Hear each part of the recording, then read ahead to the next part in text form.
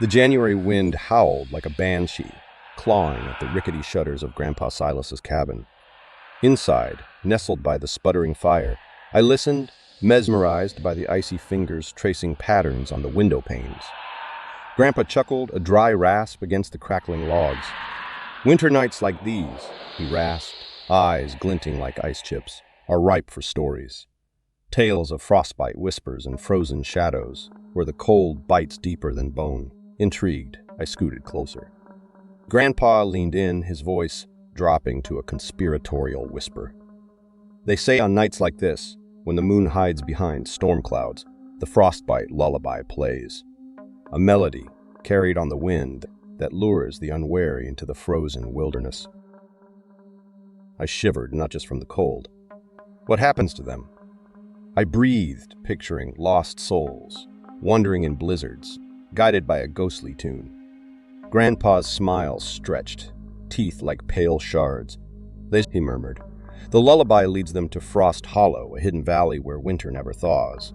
A place where shadows whisper secrets in the ice, and frost paints portraits on frozen tears. I felt a prickle of unease. It seemed too real, too macabre. Is it just a story, Grandpa? I asked, a tremor in my voice. He tilted his head, eyes gleaming in the firelight. Stories, child, are whispers from the wind, echoes of truths, half-remembered. Whether you believe them is what chills your bones on a January night, his words hung heavy in the air. Sleep that night was a stranger. Every creak of the cabin, every moan of the wind, sounded like the lullaby's prelude. In the morning, sunlight struggled through the frosted windows, and a strange unease lingered. Was it just the story, or was there something more? Days turned into weeks, the January frost clinging stubbornly. One morning, venturing beyond the cabin, I saw it. A narrow, snow-choked path, barely visible, leading into the forest.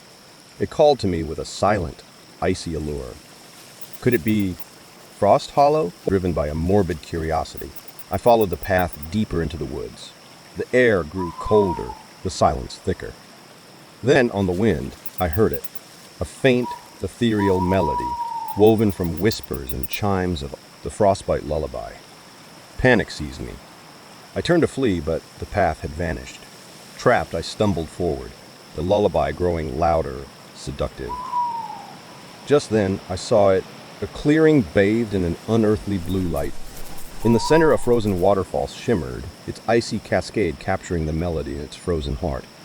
But beyond the beauty, I saw shadows lurking in the ice, faces contorted in silent screams. It was Frost Hollow, a graveyard of the lured and lost. With a primal scream, I tore away, the lullaby chasing me like a pack of icy wolves. I burst back into the cabin, panting, heart pounding. Grandpa looked at me, his eyes knowing. "Did you hear it?" he asked, a hint of sadness in his voice. I could only nod, tears freezing on my cheeks. He held my hand, warmth radiating from his weathered skin. "Remember, child," he said, "winter's grip will loosen, spring will follow. But remember the stories, for they remind us that even in the coldest night, a spark of warmth can guide us home." That night nestled close to the fire. I finally understood. The winter horror stories weren't just to scare. They were warnings, whispered on the icy breath of January, reminding us of the lure of darkness and the preciousness of warmth. As the storm raged outside, I found solace in the flickering flames, knowing that even the coldest winter eventually thaws, and spring always waits in the heart of the coldest story.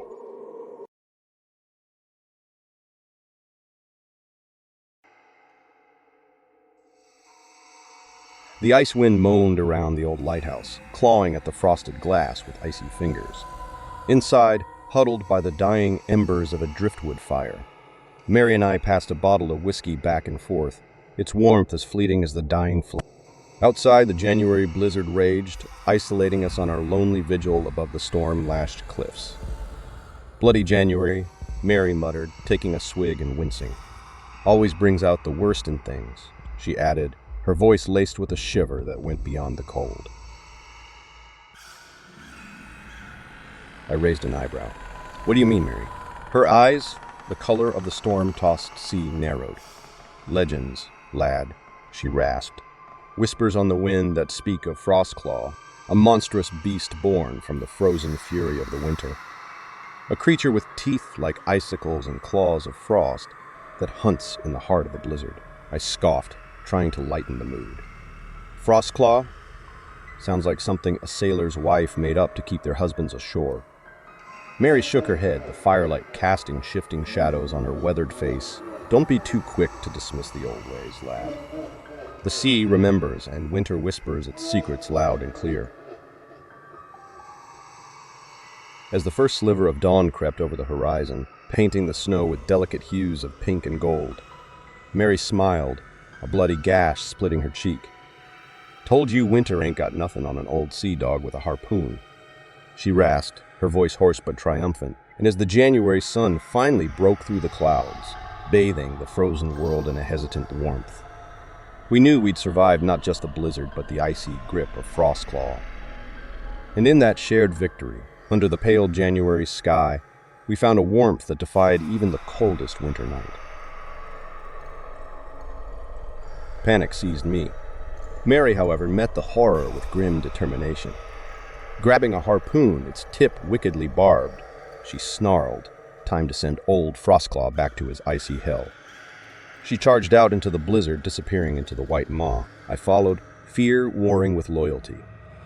The lighthouse groaned, rocking precariously in the storm's fury. Above, the beacon sputtered, its once proud light barely a flicker in the blizzard's white teeth. I found Mary on the precipice, silhouetted against the frozen hell below. Frostclaw loomed before her, a towering nightmare of ice and bone. Mary lunged, the harpoon flashing in the dying light. I caught Frostclaw in the shoulder, a geyser of icy mist erupting as the beast roared in fury. The battle was brutal, a dance of flesh and frost on the storm's windswept stage. Mary, a warrior sculpted from winter's wrath, wielded the harpoon with deadly grace. But Frostclaw was relentless, its icy claws tearing at her, its breath like daggers of frozen air.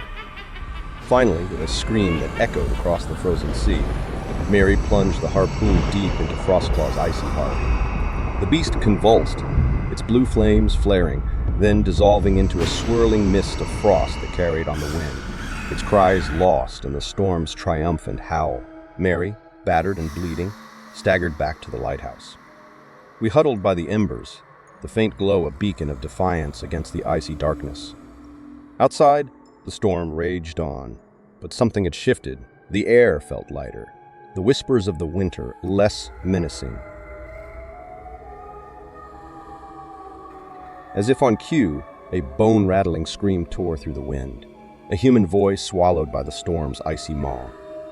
Mary's jaw clenched, eyes darting to the storm-whipped sea below. "See, lad? Winter's hunger grows." The night crawled on, punctuated by the keening wind and the occasional flicker of movement in the blizzard's white curtain. Then, a blood-curdling crack shattered the icy silence. The lighthouse shuddered, glass raining down from shattered windows through the maelstrom. I saw it, a hulking shape, half-glimpsed through the swirling snow, a monstrous silhouette with eyes like malevolent blue flames. Frostclaw.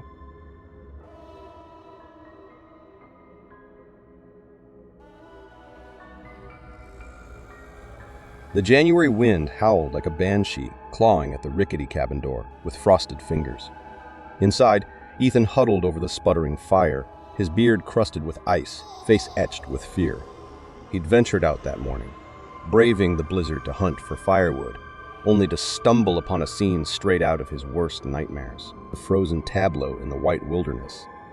A mangled deer, its eyes wide with icy terror, and beside it, a set of enormous footprints unlike anything Ethan had ever seen.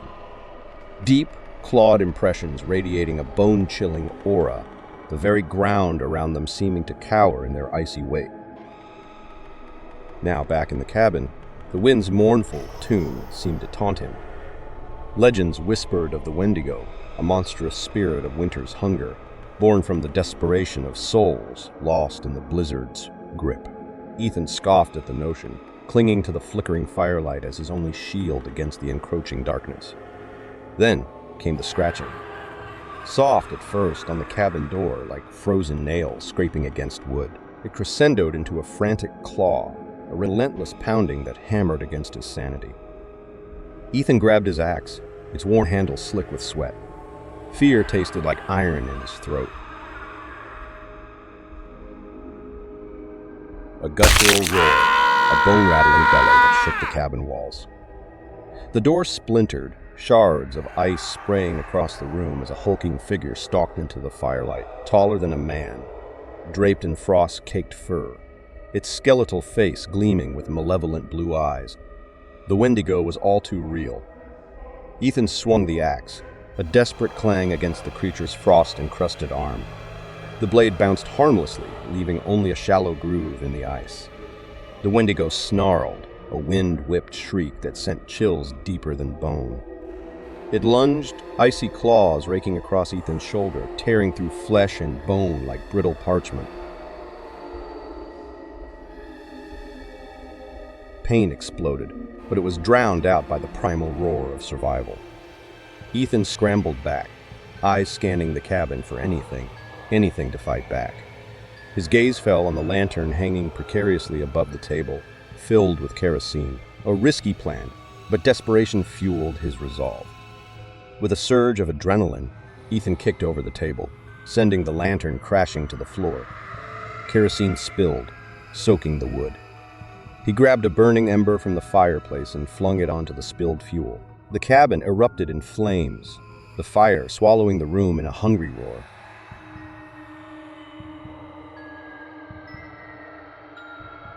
The Wendigo screeched, retreating with a hiss as the flames licked at its frost-covered hide. Ethan stumbled out into the blizzard, the searing cold a welcome shock compared to the icy claws that had ripped at him. He staggered through the frozen wasteland, the Wendigo's enraged bellows following him, until exhaustion and the biting wind finally forced him to collapse. He awoke beneath a blanket of snow, the sunrise painting the sky in hues of crimson and gold. The storm had passed, leaving behind a pristine world frosted in silence. He was bruised, battered, but alive. The Wendigo, he realized, was gone. Vanished with the winter's fury, or so he hoped. Ethan limped back to his cabin, a charred and smoldering ruin. It was a stark reminder of the night's horror, but also a symbol of his own resilience. He would rebuild, stronger and more cautious, forever marked by the encounter with the winter's coldest nightmare. As he surveyed the wreckage, a single, chilling note caught his eye, scrawled on a charred beam in frost blue paint. Winter's hunger never sleeps. The January sun climbed higher, casting long shadows on the snow. Ethan shivered, pulling his tattered coat tighter. The legend of the Wendigo, he knew, would forever whisper on the winter wind, a chilling reminder of the darkness that lurks in the heart of even the coldest night.